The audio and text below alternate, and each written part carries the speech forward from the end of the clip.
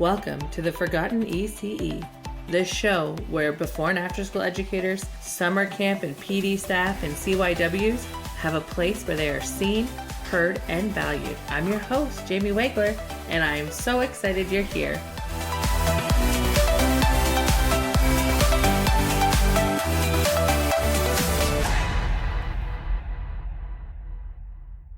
Hi everyone, welcome to another episode of the Forgotten ECE. I'm your host, Jamie, and I have exciting news for you. Today is going to be an amazing day because I brought a special guest along.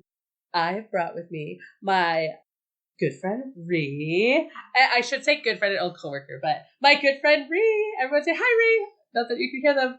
Hi, Rhi. You can tell my response when everybody says hi, Rhi. You can tell we work with children and not adults.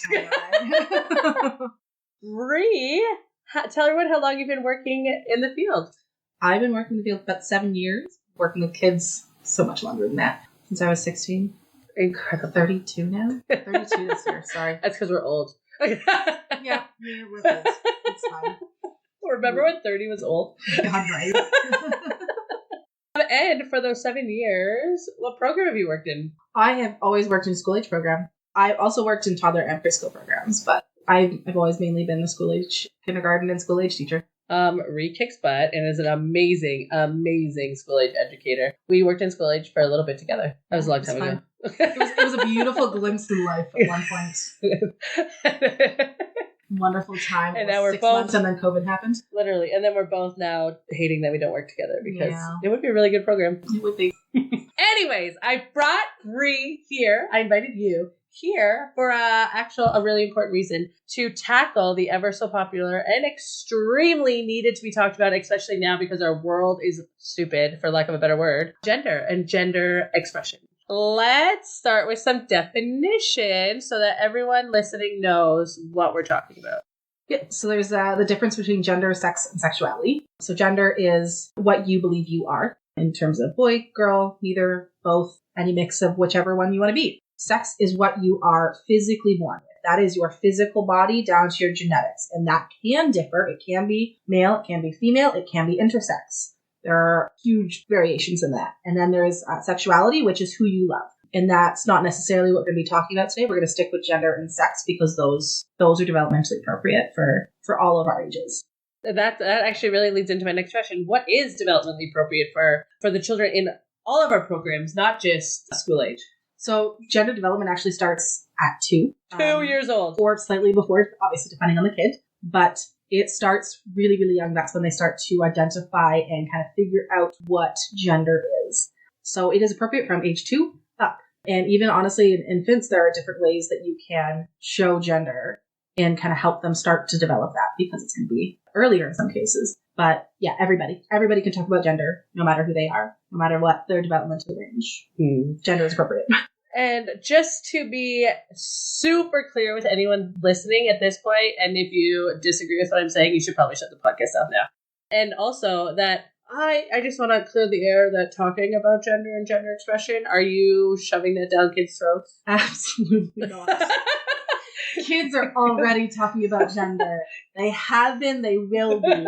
What we're doing is making sure we're talking about all genders and all being inclusive in the best possible way. They are already talking about gender, no matter what you do. Sorry, I just want to make sure, because there's some politicians out there and some, like the United States and Alberta, who are sorely lacking in their information. So use some words, but I won't. I'm going to be professional. This is not a this is a PG rated podcast. I'm going to do my best. But also, watch out, people. Okay, so how did your own process start? Many, many, many years ago. I remember sitting down, actually having a conversation with my mom because we were watching the show I Am Jazz on TV. And if you don't know, Jazz is a transgender girl, and they televised. Not necessarily a process, because her process has started much younger age, which is developmentally appropriate. But having this conversation about what is a transgender person? What does that mean? And even my understandings then were, they were more than my mother's, but that's okay. But they were different than what they are now. And I've grown so much since then. Yeah, it started really with kind of that first conversation. and expanded from there. And I've just kept learning since then and learned a whole lot. And now I'm just trying to make that education out in the world. That's so good that you're doing this. Like even myself, it wasn't until I met you, but I should let everyone know that we worked for a smaller center in a small community. So things like this didn't really get talked about. I grew up in a small community, so things like this never ever got talked about. And then I went to a big community for high school, which opened me up to a whole world of things, which wasn't a bad thing. A lot of topics that I had questions about when I was younger, but was afraid to ask people because it wasn't talked about. Because we grew up in small communities, like where do people think gender begins? It can be a difficult question because we're still learning a lot about gender. We do obviously know gender development starts at 2.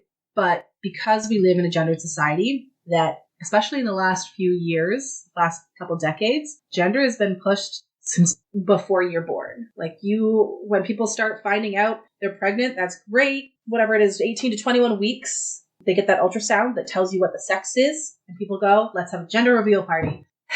And from then on, that's when gender is put on whatever child. And that the expectations that go along with whatever gender they're told that they are, that's when it starts. So be clear that 18 to 21 weeks, when they find out the sex, that is not their gender. You won't know their gender until that person grows up and tells you what their gender is, because no one can tell somebody else what their gender is. It comes from inside. It's just your brain. The gendered society, what we live in, is pushed so much onto the world. It's hard to separate what is natural and what people do to please others. So if you're being told that you're a girl from 18 weeks of life, from before you are, born, your entire life, and what that is implied to go along with.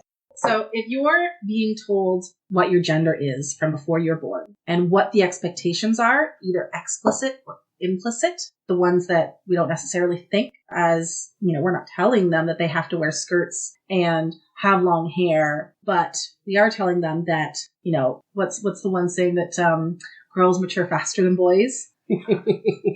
That's just a whole bottle of something to open. If you're telling people to expect less of boys and men in terms of controlling their impulses, then they're going to have less, right? What you tell somebody you expect of them, they're going to meet those expectations, whether those are low or high. You're absolutely right. As you're talking, I'm thinking about when I was pregnant with my first child. One thing we didn't do was find out the sex of the baby, and it was funny. I probably can't even count how many times I was asked as soon as people found out you're pregnant, are you having a boy or a girl? Are you having a boy or a girl? Like it matters. Like in some weird frame, it matters if I'm having a boy or a girl. They want to know because that's going to form their expectations of what that kid's going to be. Mm-hmm. Are you going to have one of those boisterous boys, or are you going to have one of those lovely little ladies? Is it easier to be a boy mom or a girl mom? And it's just, there's so much pressure put on gender and the expectations of gender. Which leads me into my next question. What are your thoughts on gender expectations of the society and that transition to kindergarten? Yes. So I get this opportunity to work in all the programs. So I get to see the toddlers move to preschools. I get to see the preschoolers move on to kindergarten, and I get to work with those kindergartens and those school agers. So I get to see what happens at that preschool and kindergarten age so before then, they're learning what gender is. And at this kind of age 4, age 5, when that kid now has a general understanding of what their gender is, because that's usually when if you look at reports that ask a transgender person, when did you know you were transgender? A lot of them will say 4 to 5. 5 years old, I knew what I was. And that's when I started hiding who I truly was to fit the expectations that were being put on me. From society. Yeah. From everybody around. And it's not, in a lot of cases, it's not malicious. It's just what everybody was growing up with. And it's not, it's not as explicit as, 1930s, no pants for you. You can only have a job because the men are off at war. This is the small things. This is women have longer hair and play with dolls and it really paint their nails. Mm-hmm. I watched kids in preschool and even the beginning of kindergarten love to paint their nails. Absolutely love it. Everybody, it's fun. It's colorful. It's great. You get to wear it around. It makes you feel great. Kindergarten, they go into that classroom and somebody makes fun of them because they're viewed as a boy and boys are supposed to paint their nails. That's what society tells us. Huge sarcasm in that one. And they stop doing it because they realize that doing that thing outside of the gender expectation of boy is going to get them made fun of. And as much as we will try to give them the confidence to be who they want to be, even, the parents who mean well, the families that mean well, put that expectation out there. And so they start to hide it and they start to conform to what society expects of them instead of what they want to do. That's so heartbreaking because, something as simple as painting your nails, which seems because I do identify as a woman and that's my gender. Something so simple as I can paint my nails. Like, it's just silly. It's so silly to me that would be anything to make fun of anyone over. But, it's even mannerisms too. Crying in public, having more expression in your emotion. You will start to see the people who are being told that they're boys from outside society, whether that is true for them or not, whether they end up growing up to be a boy or not. If people are telling you you're a boy, you shouldn't express your emotions like that. Now you've got to be boisterous. You got to be a little bit more physical. You'll see that transition happen even in those really sweet, those really expressive kids who in preschool are just the sweetest little things. And oftentimes it's just a switch. And sometimes they keep that and sometimes they don't. And that's everybody's personal journey. It's not one size fits all, but it is saying you have to fit into one or two boxes. One of two boxes. Which we know as a fact, Rhi and I know as a fact, lots of people know as a fact, that it's not just one or two boxes, and it's not even about fitting inside of boxes. You should be allowed to express yourself however you want to, and you're not hurting anyone by wearing nail polish or by crying in public. Actually, you and I were having a conversation earlier about this, and I did realize in the conversation, so that I make a habit personally. One of my things I have to work on is I make a habit personally when I see quote unquote boys or quote unquote girls doing something that might be of the opposite gender. So like boys painting the nails. I'll be like, wow, I really like your nails. And kind of like calling them out. The idea is to make it a safe place, but also what I'm doing might not be the best choice. And you kind of touched on that. Can you touch on that now? Yeah, so there's, as educators, there's a lot of different things that we can do to help support those different gender expressions and those not different, but everybody's gender expressions. One of the big things is you don't necessarily want to call this big attention to it because that's just not freaks them out, but sometimes when you're put in the spotlight, you just, it's still calling it out. And so, pointing at somebody and saying, that's a lovely dress you have on, Billy, or whatever, that, Billy maybe doesn't want that type of call out, doesn't want that spotlight put on them, but just a simple look over and smile saying, hey, what you're doing is okay. It's about being subtle, but still positive and still really finding those little ways to say what you're doing is okay and what you're doing is like good. You're totally okay to do that. One of the other ways is looking at what your own biases are and kind of calling yourself out for them. I love to say, hey guys, let's go do this, or hey guys, let's go do that, using, the masculine guys. Because no matter what I do, the term guys is viewed as masculine by a lot of people. But using a gender neutral term, hey y'all, hey everybody, hey peoples, as kind of awkward as it is at first, uses that gender neutral term so that everybody is included in that, not just girls, not just boys, but everybody. Finding where your own biases are and where you are kind of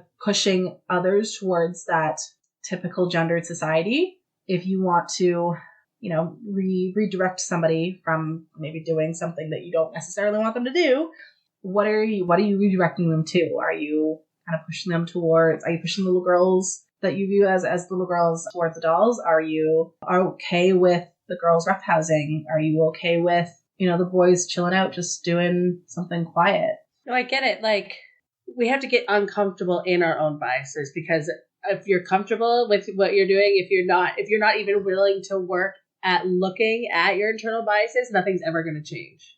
Yeah, for sure. It's definitely about looking at you first. You can't do anything until you've looked at you first. Because like I said, if you don't think you're doing something wrong, you should maybe look at it a little deeper.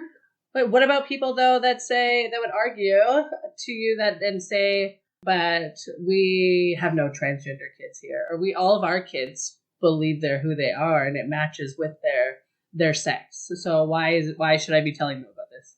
Because it's not just about the transgender and gender nonconforming kids. You know, if you look at, okay, so the example I used before, which was painting the nails and, you know, somebody going to school with their nails painted and somebody bullying them. If that person who had bullied that kid with the nails painted knew that just because you have your nails painted doesn't mean you're a girl, or, you know, they wouldn't be put in that bullying position, right? It's for everybody to know that all gender expressions are okay, that gender is a spectrum and it's not just one way or the other. It's challenging the status quo that tells us it's just boy or girl. No, wow. You're absolutely right. I mean, even through this conversation, it's eye-opening. It's eye-opening because, I mean, we're in that generation that quote unquote is woke. I don't know if I'm using that right. I have no idea. Probably not in that generation then. Anyways, we're in a generation that we grew up kind of learning about this. Like, I think we're definitely the generation that, like, the generation before us, what is it, boomers? Baby boomers? No, we're what was the generation before us? Anyways, generation before us grew up with the struggle of sexuality being the big thing. Okay? Yes. It's not just straight people. It's gay people. It's bi people. It's, you know, it's lesbians. It's the LGB part of LGBTQ. Mm-hmm. IA2+. And now in this kind of next wave of fighting, it's gender. It's we've fought, and, you know, in a lot of cases we're still fighting for rights to love who we want to love, and now we're fighting to be who we want to be, or who we were born to be. Yeah, and, you know, we're millennials, so the millennials fighting. We grew up knowing that it's okay to be gay, it's okay to be straight, but now it's we're fighting for it's okay to be a boy, girl. It's okay to be non-binary. It's okay to be gender fluid. It's okay to express your gender however you want. It's okay to be whatever gender you are, no matter what you look like. And it's fighting for the respect to be here and be seen. And so that starts with the next generation of kids, the kids that are being born right now, the Gen Alphas, that they're growing up in that world of gender inclusivity. I think that's where I find it the hardest, is that because we grew up knowing that it's okay. And I mean, side note, not all of us did. So this is very you and I talking, but it blows my mind. Call me naive that we live in 2024 and this is still a thing. But that's like, in my head, that's like racism, and that's like people being allowed to walk down the street without fearing for their life. And that's about all the greater problems in the world and how we live in 2024. And these are still problems when there's so much else out there. But anyways, you are taking the steps in your program that you can to bring inclusivity and to teach children about different people. And I want you to tell me about your world wall and how you kind of implement that. Oh, yeah. So that was one of the first things I started to do when I started looking at just being a really more inclusive program.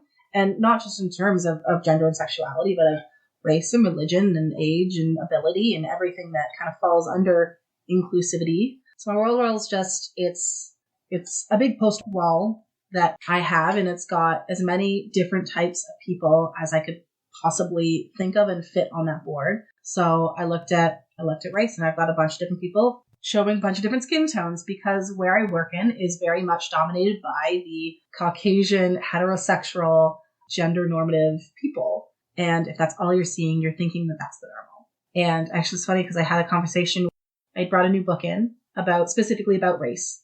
And we talked about, very openly talks about race and racism. And one of my kids at some point said to me, I have normal skin. And they were Caucasian. And you have to question that. Think, well, what is normal? And whether you're talking about race or gender, looking at what those kids see every day, what they think the world is, it changes how you kind of approach the topic. So anyways, my world wall is trying to expand their world, because right now it is really dominated by one particular type of person. And so, yes, it's got a bunch of different religious symbols, words that talk about religion. It's also got words that talk about race, words that talk about body size being negative or positive, but it's just factual. And it's got different people of different gender types. It's got words that describe different genders.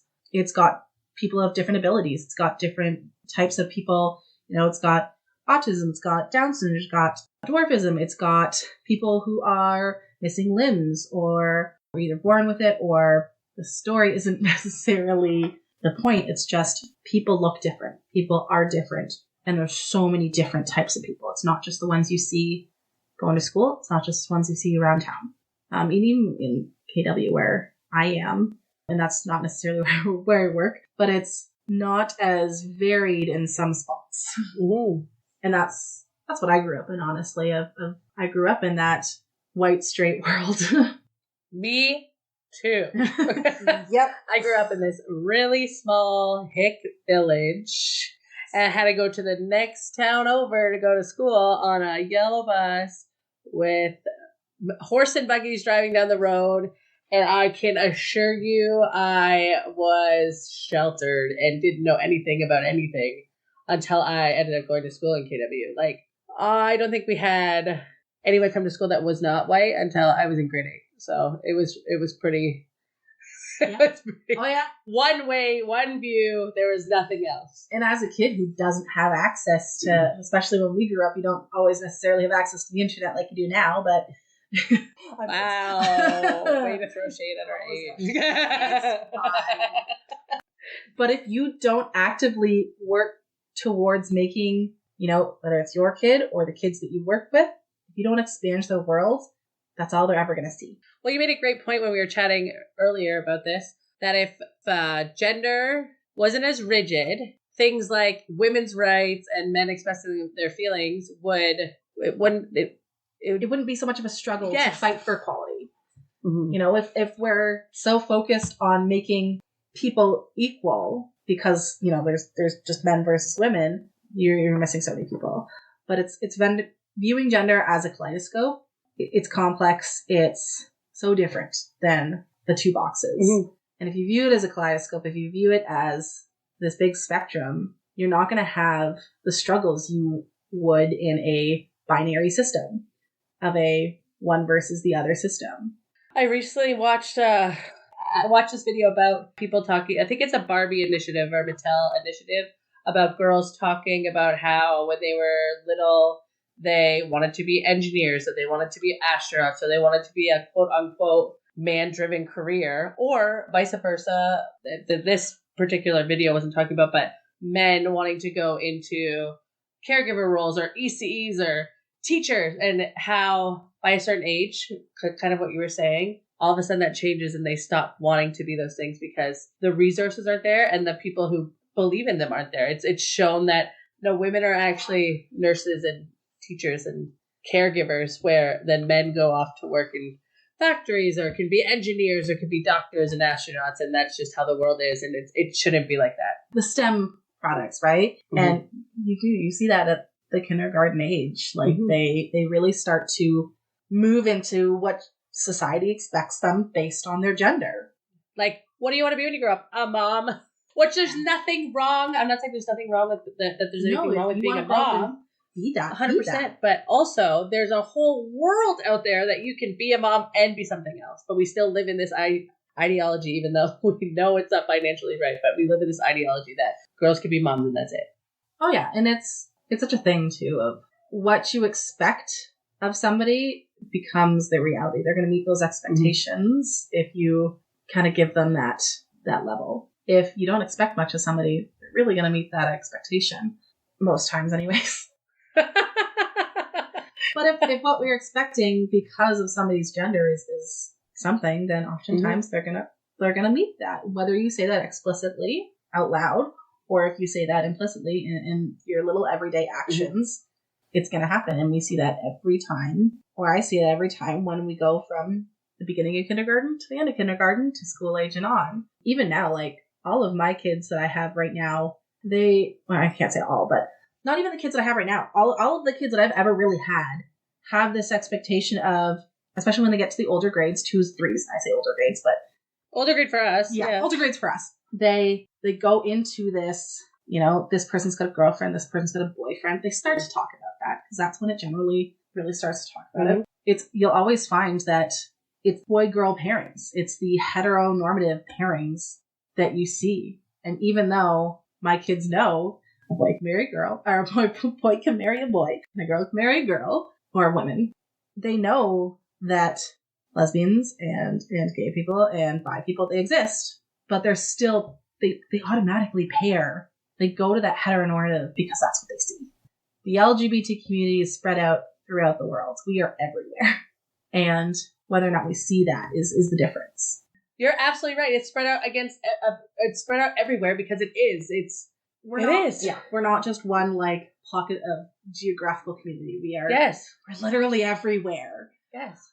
But it's also important that kids feel like they belong in these places and that they're not wrong for having feelings. They're not wrong for feeling that they're not okay in their body. They should be able to tell someone. But when it's so forced that nope, you're a boy, nope, you're a boy, nope, you're a boy, that if they ever started feeling that maybe they're not, or maybe that they're more sensitive, they think that there's something wrong with it. And that is what we should be avoiding. And that is a huge part of the goal of gender expression and gender versus gender norms, is that you should be able to express yourself how you want to express yourself. You're not hurting anyone. No one's hurting. No one's bleeding. You're not freaking out. You're being yourself. On that point, because you made a comment, and I'm trying to call you out. But no, please call me out. Of feeling wrong in your body. A lot of people who identify as they get older and are more able to express themselves because they feel more comfortable with it. It's not that they feel wrong in their body. It's that they know how others view them is not right. That their gender is not what others have been telling them. And so a lot of people who grow up and are transgender or gender fluid, gender non-conforming, a lot of people, you hear about people like going on hormones and transitioning. That's a personal choice. But a lot of times people don't choose to do that. They're okay with how their body is. It's how others view them and how they view themselves that they would like to change because it's not what they want. And one of the big arguments that we get or we hear a lot is, the kids are too young, or it's not appropriate for them. Or like even one of the arguments against children transitioning is that it's irreversible, or they're doing harm to their body, or what if they want to change it? And putting aside the rates that detransition rates are so small. When you are looking at kids in child development, what you are looking at in transition for a young kid is not medical transitions, it is social transitions. It is changing how others see them. And that's really what, as an educator, you would only be looking at. Like, that's, if you had a child who was transgender, you would be looking with them to help transition socially. You're not helping, the kid figure out who they are, which, don't get me wrong, great idea. You can help in those ways, but it's helping society accept that kid for who they want to be shown as. It's really just helping society move from this is how people have to be to that's the person that they are, and we can accept that. And as an educator, we're not just here for the transgender and gender fluid kids. We are here for everybody else, all those people who grow up and meet those expectations, to also know that the world is different and the world is huge. The gender is a big spectrum. It's complex. It's like kaleidoscope, like I said, and it's okay. People can do that. People can be that, and you don't have to fight them against it.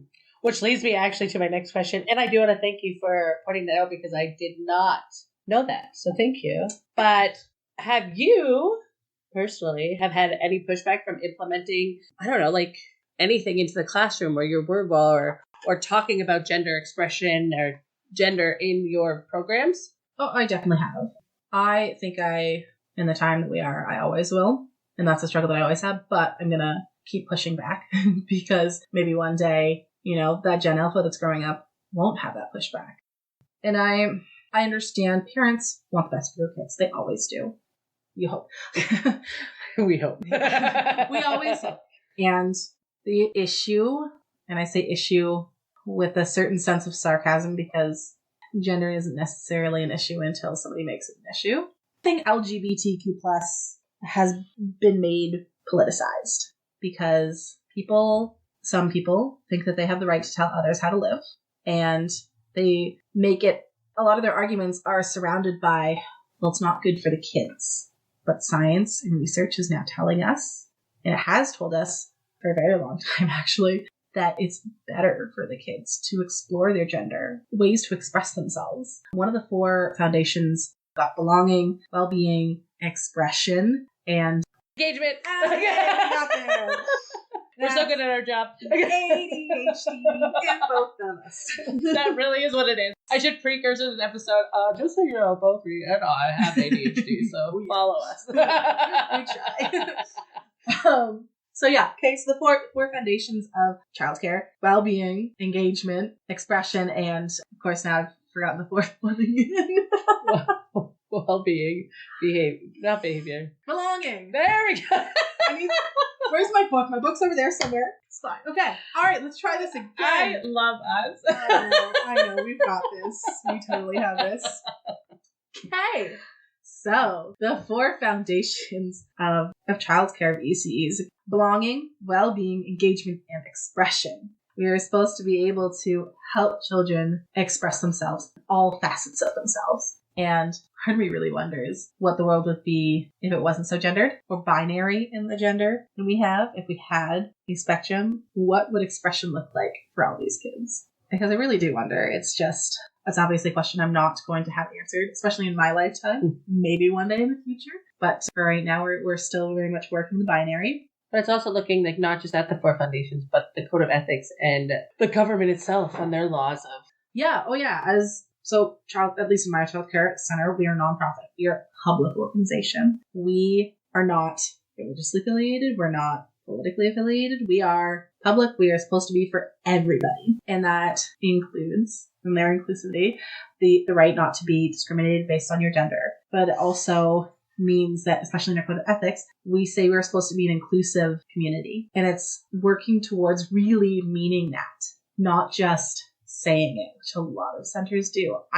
Can't tell you how many. I actually spent some time looking at as many childcare center websites as I possibly could to see if any of them actively supported the LGBTQ plus community. I found one in all of Ontario that I could very easily, and I didn't spend long on each website, I will fully say that. I wasn't looking in depth at them. I was going to just go see if I'm a potential parent and I want to look at these places, if maybe I'm a queer parent or maybe I'm raising a gender neutral child and I want to see quickly at a glance who is going to be most accepted. I found one that had actually really nice it had a little pride flag, it had a little trans flag right beside it. You click it and they said, hey, these are what our values are. And everywhere else said we're an inclusive community. They didn't show it. And if you ask anybody in the LGBTQ community, I'm not speaking for everybody, but if you ask a lot of people in the LGBTQ plus community, and if you ask even if you ask a person of color and they're looking at a small community,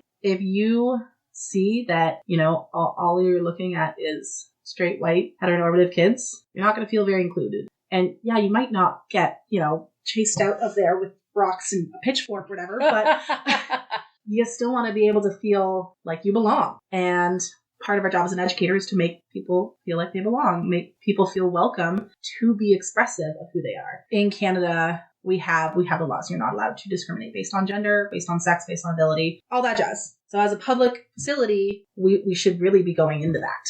And my experience has been, unless there is somebody actively working towards that, and it's usually one person, 1 or 2 people, it's not going to happen. They're just going to go to what their default is, which is often straight, white, heteronormative people or gender normative people. It's really that surface level. So yeah. I look at it on my website because I say that I value inclusivity or diversity. And that goes back to the early days of Eckers and Sackers and whatever that rating scale was, where as long as you have pictures of diverse families on the board, then you can check that box off. But again, that's not teaching anyone anything. That's not making your environment welcome. That's surface level showing nothing. That you can't even put an effort in to these aspects of diversity and inclusivity. The funny thing is, actually, now that I'm thinking about it, is a lot of times when people who haven't had struggles, and I say that lightly, people who haven't experienced what it is to be discriminated against, when they think inclusivity, they just think,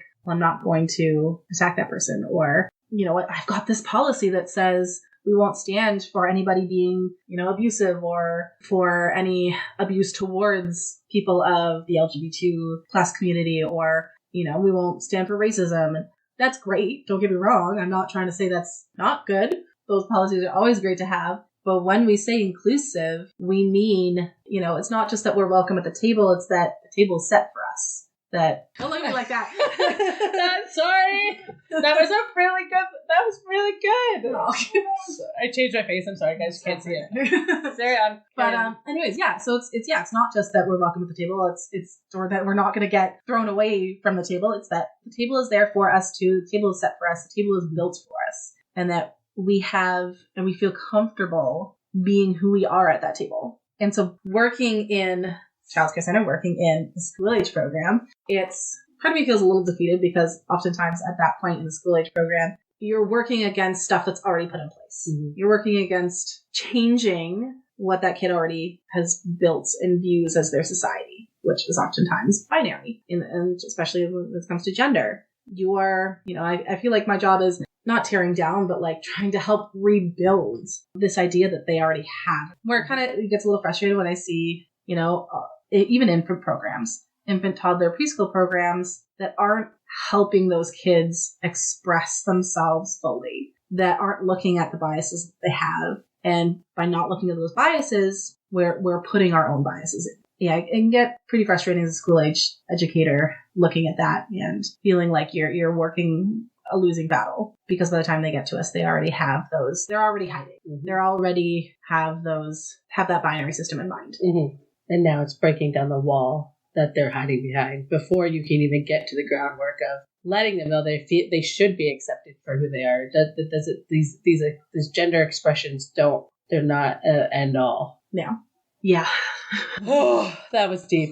It's a really deep conversation, and I mean, podcast is only going to take it so far, but I would like to ask you if educators are listening to this that have questions or that want to do more research, can they reach out to you? Oh, for sure. Definitely. I'm always open for questions, especially when they come from a good place. Don't get me wrong. I've had some very interesting questions asked me in the past. And I still appreciate even those interesting questions as long as they come from a place of actually wanting to learn and not just even ignorance. I will take a place of ignorance. I won't take any malicious questions. Gotcha. That's my only thing. Please don't come at Rhi. If you're not willing to actually learn, but if some part of you wants to learn, go for it. And Rhi, you also brought some resources along that have guided you on your journey of learning. Yeah, actually one of the big ones that I had it's called Supporting Gender Diversity in Early Childhood Classrooms, a Practical Guide. It has a bunch of different authors, but I'm sure we can post a link somewhere with all of them. Yeah, I'll figure that out. And they actually, your job. They actually have a video available on YouTube that talks a little bit about the book and how to actually do this as an educator, because it's a much more in-depth thing than I could ever talk about. And they've obviously done a ton of research, and because there is a lot of research around there. But then there is also, like, if you're looking at gender in general, there's an interactive guide to the gender binary by Rhi Klein. And that's just looking at, it's choose your own adventure book for gender. And it has a bunch of different stories, and it's you're looking at gender. Even if you think you're the same gender people have been telling you, it's always good to look at your gender. Because you may discover something about yourself, but you could also get a better understanding of other people and their kind of connection to their own gender. And then the last one I have is A Gender Identity, Sexuality, and Autism, Voices from Across the Spectrum. It's just a collection of stories, because oftentimes people who are neurodivergent will have a higher rate of gender difference. Even like ADHD and autism both have a higher crossover. Yeah, it's there's more people on the gender spectrum and on the autism spectrum than you would imagine. Gotcha. But those are all really good books to have. There's a ton of online resources. I would just say make sure that when you look on online resources, you find somebody who is accredited. So I would always question everything on the internet. Always. Look for proof that it's coming from a good source and not just someone writing a blog post. Yeah. Unless someone that's writing a blog post is someone who knows stuff. Yeah, I'm doing it just as good a job as you have explaining this, but don't look at the bad people. There's a source. There is something. I'm going to remember it later. think I have an option of doing show notes, so I'll just add it in if you think about it. Sounds good. Always question everything on the internet. That's the goal. Really, really. I mean, you should never believe anything that you just read without finding facts for it. Also, hint, hint, this could be used for your CPL. Any kind of research like this is literally part of your CPL if you're living in Ontario and have to. Anyways, Rhi, do you have any last things that you'd like to say that we didn't get to touch on, or any last comments? It's a good question.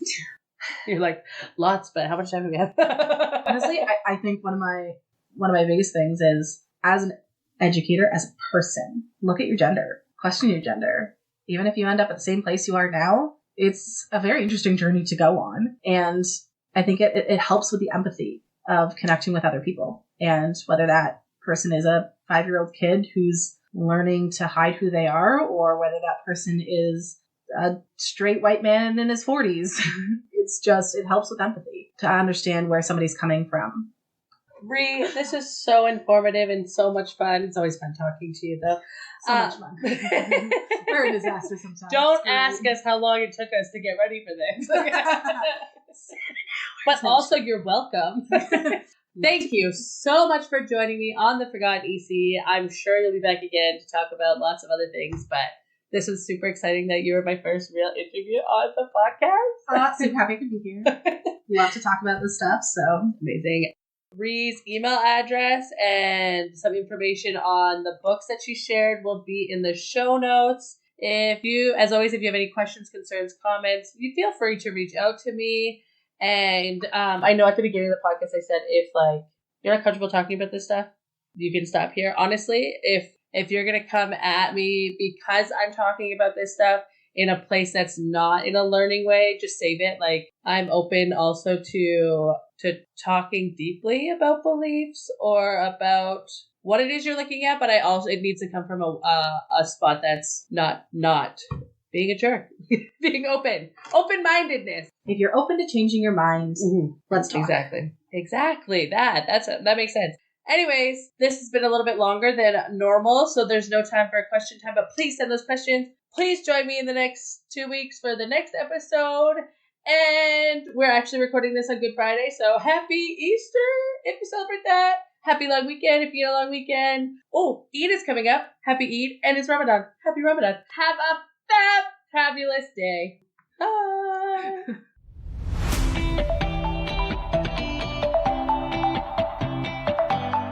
Thank you, amazing listeners, for your support. Don't forget to follow me on Instagram at MissJamie_RECE. Give a star rating and leave a review. Have something you want to hear about in relation to before and after school programs or full day summer camp? DM me or comment. Again, thank you so much and happy learning.